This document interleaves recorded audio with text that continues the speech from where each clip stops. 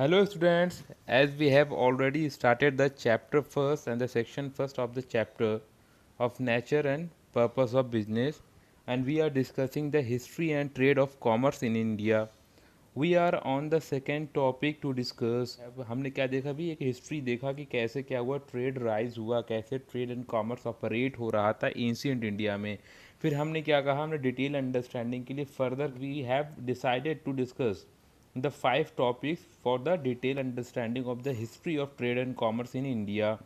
So we have discussed the first one topic, the indigenous banking system. Now on that, so we are on the second topic, and the name of the topic is what?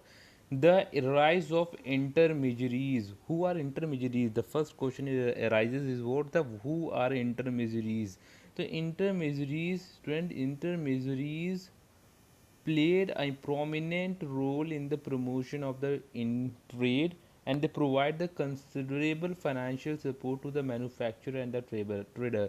Means they are the individuals or the group of people who provide the financial services for the promotion of the trade and to, और ये financial services वो किसको देते थे? Manufacturer को, trader को देते थे। इस तरह से वो क्या करते थे, जो रिस्क इन्वॉल्व होता था ट्रेडर के साथ उसको क्या करते थे, शेयर करते थे और रिड्यूस कर देते थे।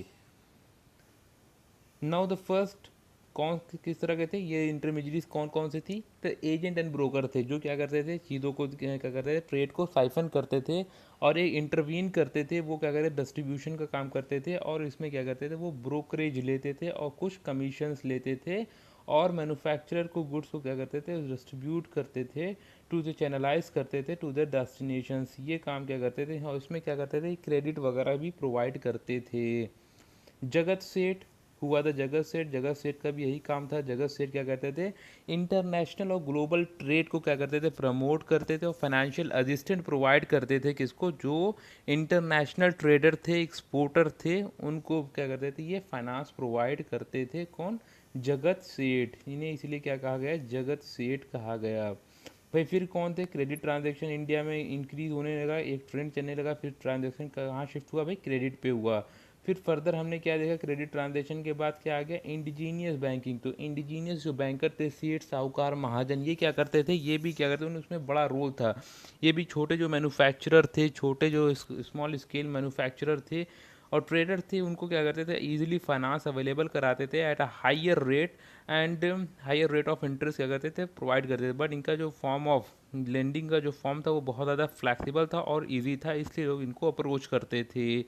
फिर हमने क्या देखा, धीरे धीरे क्या हुआ, इनके साथ हमारे इंडिया में अपना क्या हुआ, कमर्शियल और इंडस्ट्रियल बैंक इवॉल्व होना चालू हो गए, और इस तरह से क्या हुआ, इवोल्यूशन हुआ कमर्शियल बैंक और इंडस्ट्रियल बैंक्स का जिसका क्या हुआ, फिर उसके बाद बहुत ज़्यादा मेजर रोल बढ़ गया किसका, कमर्शियल और इंडस्ट्रियल बैंक का, किसमें, ट्रेड और इन कॉमर्स में। और फिर उसके बाद धीरे धीरे क्या हुई, बाकी जो इंटरमीडिएट्स थी वो एक्सटेंड होने लगी और उनका रोल क्या हो गया, डिक्रीज्ड हो गया। I hope you people understand the rise of intermediaries. Now let's discuss the third topic for a detailed understanding of the history of trade and commerce in India. And the third topic is what? The transport. What is the transport? Actually, the transport are services with the help of which the goods and service goods are shifted from their place of the production to the place of the consumption, and the transport plays a very vital role in whole trade and commerce. Without the transportation, it is not easy to siphon whole the goods and services to the consumer. Transport भी क्या करता है, transport, transport for the trade majorly maintain with the, India में क्या होता है, India में भाई एंशियंट टाइम में जो ट्रांसपोर्ट था वो कैसा था, इनलैंड भी था और मैरिटाइम, मैरिटाइम क्या था, ट्रेड था, सी रूट से भी हमारा ट्रेड हुआ करता था उस वक्त। The road assume as a means of transport important entire growth process, particularly internal trade, inland trade over the land trade। कहते जो ज़मीनी क्या थे, ट्रेड होते थे, ज़मीनी इंटरनेशनल ट्रेड थे, ये तो फिर क्या थे, with in the nation, with in the geography of and the territory of the India जो ट्रेड होते थे, उन पे क्या था, जो रोडवेज थे उनका क्या था, बहुत ही इम्पोर्टेंट रोल था, रोडवेज का बहुत ही ज़्यादा इम्पोर्टेंट रोल था। Maritime trade also another important branch of the global trade, जो समुद्री हमारे पास क्या थे, रास्ते थे। The waterways is also plays an important role in the trade and commerce in India. Famous coast कौन कौन से थे भाई? Malabar coast which was a great hotspot the spices specially the black paper which is called as a gold, black gold जिसे हम कहते थे, which is demanded in the era of the Roman empire. Roman empire उस वक्त किस चीज़ से बना हुआ था? कौन कौन से कंट्रीज, इंग्लैंड, जितने भी आज के यूरोपियन नेशंस देख रहे हैं उनमें क्या था, इसमें इजिप्ट वगैरह भी क्या थे, इंक्लूडेड थे। तो पूरा यूरोप था वो क्या था, बहुत ही ज़्यादा अट्रैक्टेड था और बहुत ज़्यादा डिमांडेड था। क्या चीज़ वहाँ पर, कौन सी प्रोडक्ट डिमांड था, किस प्रोडक्ट का डिमांड बहुत ज़्यादा था वहाँ पर? ब्लैक पेपर, बहुत ज़्यादा। उसे क्या कहते थे? ब्लैक गोल्ड कहते थे। और लोग यहाँ से क्या कहते थे, इसे लेके जाते थे मालाबार कोस्ट, इसलिए क्या था, फेमस था। Calicut was also the bustling emporium. सबसे ज़्यादा बिजिएस्ट कौन सा भाई था? कैलिकट, केरला का कैलिकट। और मालाबार भी आपका कहाँ का? केरला का। तो केरला का कैलिकट भी क्या था, जो कोस्ट था वो भी बहुत ज़्यादा बस्टलिंग बिजी एम्पोरियम, मतलब क्या थी, यहाँ पर भी ट्रेड एक्टिविटीज़ बहुत ज़्यादा होती थी और बिजी कैसा था, कोस्ट था एक, एंड पोर्ट माना जाता था किसको? कालीकट को। फिर उसके बाद ऑन द भाई, ऑन द कोरोमंडल कोस्ट, ये कहाँ था? तमिलनाडु में था। Pulicat was a major point of the 17th century and the textile was the principal trade of this coast. और इस कोस्ट का जो क्या था भाई, इस छोर का भाई क्या था, सबसे इम्पोर्टेंट ट्रेड कौन सा था? तो टेक्सटाइल क्या था, सबसे इम्पोर्टेंट क्या था, ट्रेड था इस कोस्ट का, जिसका नाम क्या था? पुलिकट। कहाँ का? कोरोमंडल का, और तमिलनाडु में, जो कि आपकी सिचुएटेड है आपका। Yes, trade communities. Who are the trade communities? Playing the fourth topic to understand the detailed understanding of the history of trade and commerce. We are taking the fourth topic of for the understanding, and this is what the trade communities. कौन कौन सी communities उस वक्त evolve थी और active थी, जो trade में क्या करती थी, मेजर रोल प्ले करती थी? तो नॉर्थ रीजन में, हम रीजन वाइज हमने क्या रखा है, इसे डिवाइड कर रखा है। तो नॉर्थ रीजन में कौन था भाई? नॉर्थ रीजन में Punjabi merchants handles the business. Punjabi merchants क्या करते थे नॉर्थ में? उत्तर में कौन थे? पंजाबी मर्चेंट्स थे। वेस्टर्न में कौन था भी? पश्चिमी घाट में कौन था? Mahajan were the manage the trade. महाजन क्या करते थे? ट्रेड्स को मैनेज करते थे। कहाँ पर? Western area of the India. India के वेस्ट में कौन थे? महाजन से। फ्रॉम द साउथ, और साउथ में कौन कम्युनिटीज़ थी भी? साउथ में चेतियार्स क्या कर रहे थे? इंपॉर्टेंट ट्रेडर्स थे, और ये क्या कर रहे थे? मेजर रोल प्ले कर रहे थे ट्रेडिंग एक्टिविटी और कमर्शियल एक्टिविटीज़ में। In the state of the Gujarat, Rajasthan, Bhatt were manage the trade. और गुजरात और राजस्थान में कौन मैनेज कर रहे थे? भट्ट कम्युनिटी क्या कर रही थी? समुदाय जो था, भट्ट समुदाय, वो सब कुछ मैनेज कर रहा था। ट्रेड और कॉमर्स में उसका मेजर क्या था? रोल था। On the last but not the least, नागर, द नगर सेठ, लाइक द जगत सेठ। जगत सेठ क्या करते थे भाई?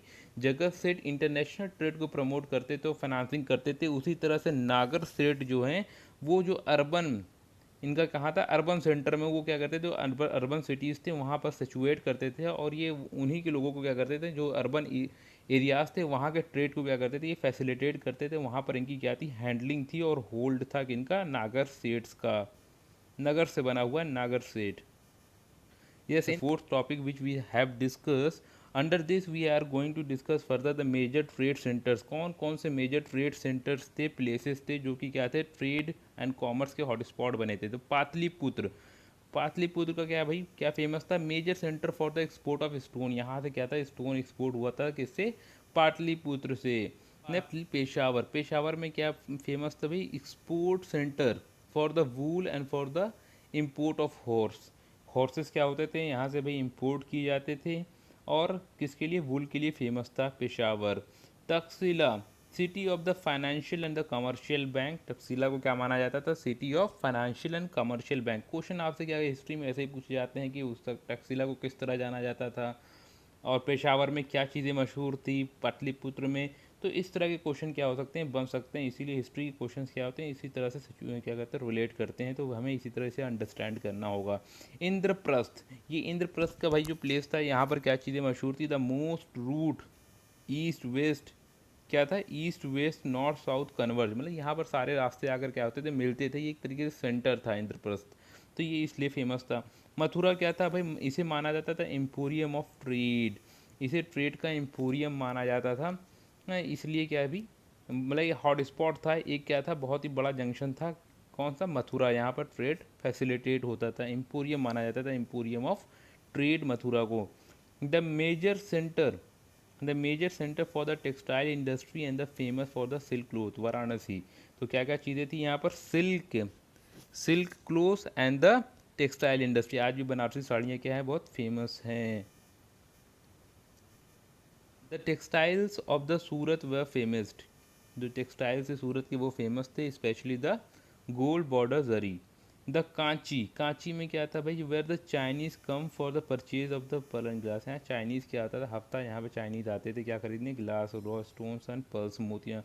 एंड द मदुरा में क्या फेमस था भाई, Madura attracted the Romans for carrying out the oversea trade. इन रोमन्स को अट्रैक्ट करता था, यहाँ रोमन्स आते थे, ट्रेड करते थे यहाँ पर मदुरा में। तो उनका हॉट स्पॉट बना हुआ था रोमन्स के लिए, क्या हुआ, अट्रैक्शन प्लेस था, place of attraction for the Romans, Madura. And the Kaveri, this one, the eye, Kaveri Patta, Kaveri Pattanam के नाम से भी हम इसे जानते हैं। The centre of trade for the perfume, cosmetic, silk, wool, cotton ETC are famous in the Kaveri Patta और Kaveri Pattanam. Tamralipti, the greatest port, क्या है भाई ये, ग्रेटेस्ट पोर्ट है, क्या कनेक्ट करता है, connected both the by sea and the land with the west and far east. ये क्या करता है, वेस्ट और ईस्ट को क्या करता है, जोड़ता है, तम्रलिप्ति, इसलिए क्या कहते हैं, फेमस था। भाई इतनी चीज़ें आपको बतानी है और रिमेंबर करना है, रिटेन करना है। On the trading communities we have the another subsection, that is the 4.2, the major export and import in India. कौन कौन से आइटम क्या होते हैं एक्सपोर्ट करे जाते, तो कौन कौन से आइटम क्या थे इंपोर्ट किए जाते थे इंडिया में, वो क्या है, पूरी लिस्ट दी गई है। लिस्ट को फटाफट हम देखते हैं। एक्सपोर्ट आइटम में क्या थे हमारे पास, स्पाइसेस, वीट, शुगर, इंडिगो, नील, ओपियम। ओपियम भाई क्या था, ओपियम भी उस वक्त हमारे बहुत ज़्यादा, हम लोग क्या करते थे, इसे एक्सपोर्ट करते थे। स्पेशली जब ब्रिटिशर्स थे वो हमसे क्या करते थे, ओपियम ही प्रोड्यूस करवाते थे। Cotton, animal product, live animals, ये सारी चीज़ें, हॉर्सेस, ये सब चीज़ें हम पढ़ चुके हैं पहले भी, हमने बहुत सारी हिस्ट्री वगैरह में इसे पढ़ चुके हैं, देख चुके हैं, फिर से हम एक बार देख लेते हैं। इंपोर्ट में कौन कौन सी चीज़ें थी, हॉर्सेस है, एनिमल प्रोडक्ट है, Chinese silk, gold, wine, silver, tin, copper, rubies. What is the rubies क्या थे भाई, रूबीज़ क्या थे, रेड प्रीसियस स्टोन है ये सब। तो ये प्रीसियस स्टोन थे, रूबीज़ वगैरह भी क्या थी, इंपोर्ट करते थे हम लोग। ग्लास ETC आर इम्पोर्टेड, ये क्या है, तो these are the list of the item which are imported और exported in India in ancient time. तो जब इंडिया क्या करता था, ये चीज़ें एक्सपोर्ट और इम्पोर्ट करता था in history in the past time. I hope you people very well understand the whole concept of the history of trade and commerce in India, and the further its four topic: indigenous banking, rise of intermediaries, transportation and the trade communities, major export and import in India, and the major trade centers in India. Thank you for watching this video, and you can download the PDF of this class from the description box.